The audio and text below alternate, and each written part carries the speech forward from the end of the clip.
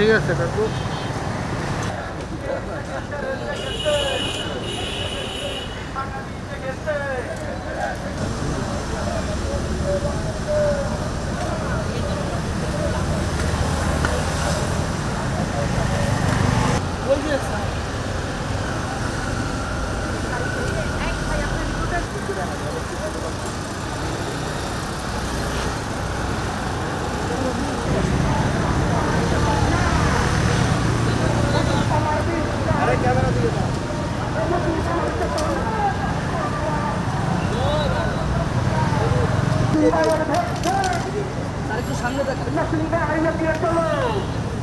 আমরা আপনারা জানেন কিছুদিন যাবৎ জামাত শিবিরের লোকেরা ধ্বংসাত্মক কাজ চালিয়ে যাচ্ছে।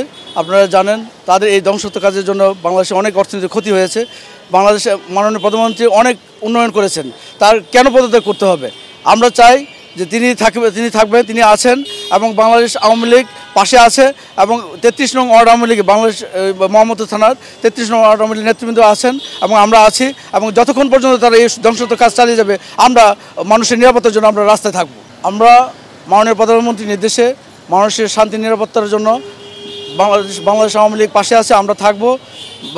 মোহাম্মদপুর থানা 33 নং ওয়ার্ডের নেতৃবৃন্দ আছে, আমরা সর্বক্ষণ মানুষের নিরাপত্তার জন্য আমরা আছি।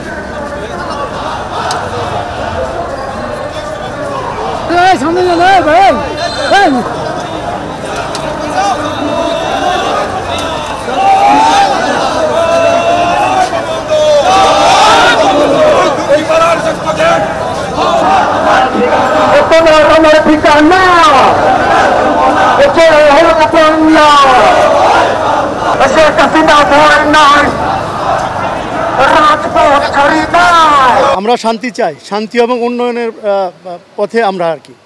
কারণ আপনারা ইতিমধ্যে জেনেছেন যে সরকার ছাত্রদের যে কোঠা যেটা ছিল তাদের দাবি সেটা পূরণ করেছে। এরপরও দেখা যাচ্ছে যে সন্ত্রাস হচ্ছে। আমরা কৃষি বিজ্ঞানী যেহেতু আমরা চাই কৃষির অব্যাহত উৎপাদন বৃদ্ধি। আমরা শান্তি ও সমৃদ্ধির পথে আমরা শান্তি চাই। এটা তো সরকারি প্রতিষ্ঠান না, এটা আমরা তো নাগরিক। আমরা গণপ্রজাতন্ত্রী সরকার হলেও আমরা কিন্তু প্রজাতন্ত্রের কর্মকর্তা।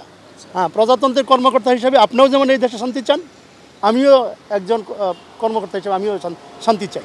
পলিটিক্যাল মুভমেন্ট হয়েছে কিনা আমি জানি না, সেটা আমি বলবো না, কারণ আমরা শান্তি চাই। আমাদের এটা পলিটিক্যাল তো পলিটিক্যাল, আমরা তো কর্ম কি পরিবর্তন। হ্যাঁ, এটা হলো যে আমরা তো সরকারি কোনো কিছু তো করি নাই, আমরা তো শান্তি চাই।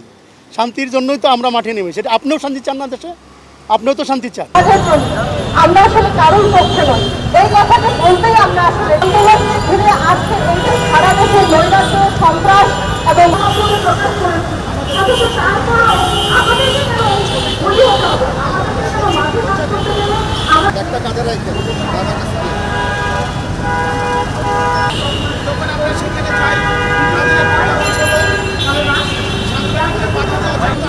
তাদের আক্রমণ, তাদের মনোভাব এবং এত বিচ্ছিরি তাদের মুখের ভাষা, সেটা বলার আগে বাসা থেকে যখন অফিসে যাই এই সবটুকু তারা আমাদের এতটা অনিরাপদ করে রেখেছে যে রাতের ঘুম পর্যন্ত। সবকিছু মিলিয়ে আমরা তো সাংবাদিক তাদের জন্য চাই। কেন চাই? আগে তারা সেটা জবাব দেয় যে তারা কি চায়।